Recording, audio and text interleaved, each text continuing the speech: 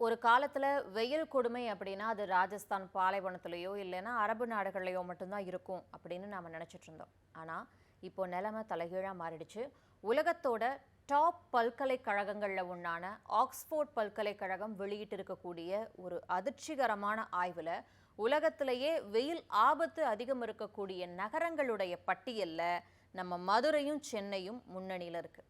இந்த ஆபத்துக்கு காரணம் சூரியன் தான் அப்படின்னு அப்படியே நம்ம பழிய தூக்கி சூரியன் மேல மட்டுமே போற்ற முடியாது. ஏன்னா நாம வாழக்கூடிய இந்த நகரங்களுடைய மோசமான உள்கட்டமைப்பு தான் இதுக்கு முக்கிய காரணம்.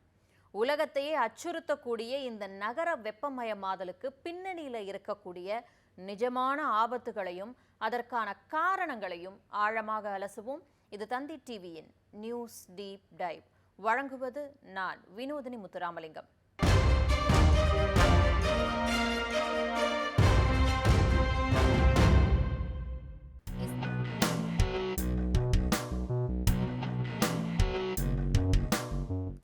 இப்போ வந்திருக்கக்கூடிய ஒரு புதிய ஆய்வின்படி உலகத்திலேயே வெயிலுடைய ஆபத்து அதிகமாக இருக்கக்கூடிய நாடுகளில் இந்தியாவும் ஒன்று அப்படின்னு தெரிய வந்திருக்கு.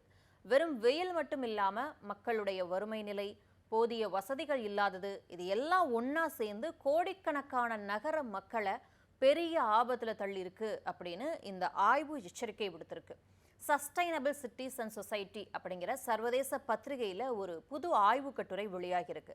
உலகத்தில் 10 லட்சம் மக்களுக்கும் அதிகமானவங்க வாழக்கூடிய 205 பெரிய நகரங்களை எடுத்து இந்த ஆய்வை பண்ணியிருக்காங்க.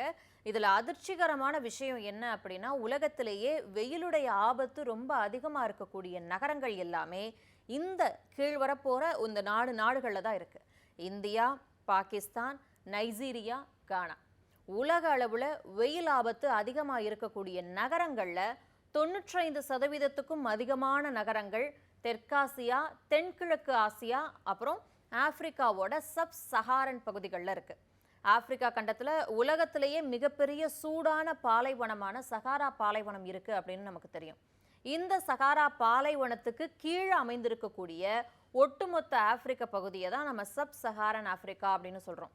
இதை பார்க்குறப்போ பருவநிலை மாற்றத்தோட பெரிய பாதிப்பு வளரும் நாடுகள் மேலே தான் விழுது அப்படிங்கிறத நம்மளால் புரிஞ்சுக்க முடியுது. நம்ம இந்திய நகரங்களோட நிலைமை இந்த ஆய்வில் ஒரு கவலைக்கிடமான இடத்துல இருக்குது. உலகத்திலேயே வெயிலுடைய ஆபத்து அதிகமாக இருக்கக்கூடிய நகரங்களுடைய பட்டியலில் ஈராக் நாட்டினுடைய அல் பஸ்ரா அப்படிங்கிற நகரத்துக்கு அப்புறம் நம்ம குஜராத் மாநிலம் அகமதாபாத் உலகத்திலேயே 2வது இடத்துல இருக்குது. உலகத்துடைய டாப் 50 ஆபத்தான நகரங்கள் பட்டியலில் நம்ம இந்தியாவோட 14 நகரங்கள் இடம் பிடிச்சிருக்கு. அதில் முக்கியமான சில நகரங்கள் அப்படின்னு பார்த்தோம்னா நம்ம சென்னை, மதுரை, பெங்களூரு, அப்புறம் ஜெய்ப்பூர், நாக்பூர், புனே, கான்பூர், அப்புறம் லக்னோ. வெயில் ஆபத்து அதிகமாக இருக்கக்கூடிய டாப் 50 நகரங்களில் நம்ம தமிழ்நாட்டிலிருந்து 2 முக்கியமான நகரங்கள் இடம்பெற்றிருக்கிறத பார்த்தோம். அதில் மதுரை அப்படிங்கிறது 7வது இடத்துலையும் சென்னை 50வது இடத்துல இருக்குது. ராஜஸ்தான் பாலைவன நகரங்கள் மாதிரியோ இல்லைன்னா அரபு நாடுகள் மாதிரியோ இங்கே வெயில் ஒன்றும் 50 டிகிரி செல்சியஸ் அளவுக்குலாம் ஒன்றும் சுட்டு பொசுக்கலை.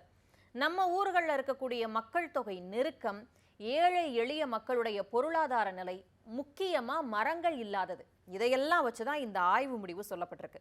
கடந்த 2013 2023 வரையிலான 10 வருடங்களில் மதுரையோட ஒட்டுமொத்த நிலப்பரப்பு அதனுடைய வெப்பநிலை பார்த்தோம் அப்படின்னா 5 டிகிரி செல்சியஸ் வரைக்கும் அதிகமாக இருக்கு.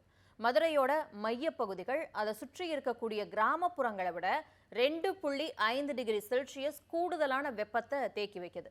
மதுரையில் சமீப காலமாக கட்டடங்கள் வேகமாக அதிகமாக இருக்கு. ஆனால் அதுக்கேற்ற மரங்களுடைய எண்ணிக்கை ரொம்ப குறைஞ்சிருக்கு. சென்னை எடுத்துக்கிட்டோம் அப்படின்னா கடற்கரை பக்கத்தில் இருக்கிறதுனால கடல் காற்று ஓரளவுக்கு காப்பாற்றினாலும் சென்னை 50வது இடத்துல வந்து நிற்கிறதுக்கு காரணம் கடந்த 10 வருடங்களில் நம்ம பண்ணின நகரமயமாக்கல் தான். 2014 சென்னையுடைய கட்டடங்களில் இருந்த பரப்பு வெறும் 36% தான். ஆனால் 2024 அது 67% அதிகரிச்சிருச்சு. அதாவது பாதிக்கும் மேற்பட்ட சென்னை இப்போ வெறும் கான்கிரீட் காடாக மாறியிருக்கு. 2014-24 இந்த இடைப்பட்ட காலகட்டத்தில் சென்னையில் இருந்த மரங்கள் மற்றும் பசுமையினுடைய பரப்பு 25%லிருந்து வெறும் 10% குறைஞ்சிருக்கு அப்படின்னு ஆய்வுகள் சொல்லுது. வெயில் ஆபத்து அப்படிங்கிறது வெறும் அதிகமான வெப்பநிலையை அதை மட்டுமே வச்சு கணக்கிடுறது இல்லை. அதையும் தாண்டி இந்த முக்கியமான விஷயங்களை வச்சு தான் கணிக்கிறாங்க. அதாவது மக்களுடைய வறுமை, வாழ்வாதார நிலை, பொருளாதார சூழ்நிலை, அப்புறம் ஏசி கூலர் இந்த மாதிரியான வசதிகள் எல்லாருக்கும் கிடைக்குதா அப்படிங்கிற உள்கட்டமைப்பு வசதி, நகரத்தில் இருக்கக்கூடிய மரங்கள், அப்புறம் பசுமையினுடைய பரப்பு. ஆசியா அப்புறம் ஆப்பிரிக்காவில் இருக்கக்கூடிய பல நகரங்கள்ல கடுமையான வெயில், வசதி வாய்ப்பு இல்லாத மக்கள், அப்புறம் சமாளிக்க முடியாத கட்டமைப்பு அப்படின்னு மூணும் ஒன்னா சேர்றதால வெயில் காரணமா வரக்கூடிய நோய்களும் மரணங்களும் அதிகமாகக்கூடிய வாய்ப்பு ரொம்பவே பெருசா இருக்கு அப்படின்னு இந்த நிபுணர்கள் எச்சரிக்கிறாங்க. இந்த ஆய்வுல சில ஆச்சரியகரமான விஷயங்களும் கண்டுபிடிக்கப்பட்டிருக்கு. பேங்காக் அப்புறம் சவுதியில இருக்கக்கூடிய ஜித்தாவ் நகரங்கள்ல வெயில் பயங்கரமா இருந்தாலும் அங்க நல்ல உள்கட்டமைப்பு வசதியும் வெயில சமாளிக்கக்கூடிய திறனும் அதிகமா இருக்கிறதால ஆபத்து பட்டியல்ல இவங்க பின்னாடி தான் இருக்காங்க. அதே மாதிரி பாகிஸ்தானுடைய கராச்சி, பைசலாபாத், அப்புறம் நைஜீரியாவுடைய கடுனா உள்ளிட்ட நகரங்கள்ல வெயில் நடுத்தரமாவே இருந்தாலும் கூட மோசமான உள்கட்டமைப்பு அப்புறம் பொருளாதார கஷ்டங்கள் காரணமா இவங்க அதிக ஆபத்துள்ள பட்டியல்ல முன்னணியில வர்றாங்க. இன்னொரு விஷயம், வெயிலை சமாளிக்க எல்லாரும் ஏசியை மட்டுமே நம்பி இருக்கக்கூடாது. ஏசியை மட்டுமே நம்ம முக்கியமான தீர்வா பயன்படுத்த ஆரம்பிச்சோம் அப்படின்னா அது புவி வெப்பமயமாதலை இன்னும் மோசமாக்கிடும். அப்போ அதுக்கு என்னதான் வழி அப்படின்னு பார்த்தோம்னா, செயற்கையான ஏசியை விட்டுட்டு இயற்கையான குளுமை தரக்கூடிய வழிமுறைகளை வீடுகளையும் கட்டடங்களையும் அதிகப்படுத்தணும். குறைவான மின்சாரம் தேவைப்படக்கூடிய ஃபேன், கூலர்கள் மாதிரியான தொழில்நுட்பங்களை பயன்படுத்தணும். இது கார்பன் உமிழ்வை கட்டுப்படுத்த உதவும், அதே சமயம் நமக்கு குளுமையையும் தரும். பருவநிலை மாற்றம் வேகமா நடந்துட்டு இருக்கக்கூடிய இந்த காலத்துல அரசாங்கங்கள் தங்களுடைய நகரங்கள்ல இருக்கக்கூடிய வெயில் ஆபத்தை ஒப்பிட்டு பார்த்து அதுக்கு ஏத்த மாதிரி சரியான திட்டங்களை போட இந்த ஆய்வு உதவிகரமா இருக்கும் அப்படின்னு நிபுணர்கள் கருதுறாங்க. காசு இருக்கிறவங்க ஏசி ரூம்குள்ள இருந்து தப்பிச்சிடலாம். ஆனா ரோட்டோர வியாபாரிகளும் தினக்கூலி தொழிலாளர்களும் இந்த கொதிக்கக்கூடிய வெயில்ல எங்க போவாங்க? நாம கட்டின கான்கிரீட் கூட்டுக்குள்ள நாமளே மாட்டிக்கிட்டு இப்ப மூச்சு திணறி நிக்கிறோம். மரங்களை வெட்டி, குளங்களை மூடி, இயற்கையை நாமே அழிச்ச அதே இடத்துல இப்போ புவி வெப்பமயமாதல் அப்படிங்கிற ஒரு அரக்கன் வந்து அரியணை ஏறி இருக்கு. இனிமேலும் வருடத்துக்கு இத்தனை மரங்கள் நடுவோம் அப்படிங்கிற வழக்கமான உறுதிமொழிகளோட மட்டும் நிறுத்திக்காம நகர திட்டமிடல்ல பசுமைக்கு முதலிடம் கொடுக்க வேண்டிய கட்டாயத்துல நாம இருக்கோம்.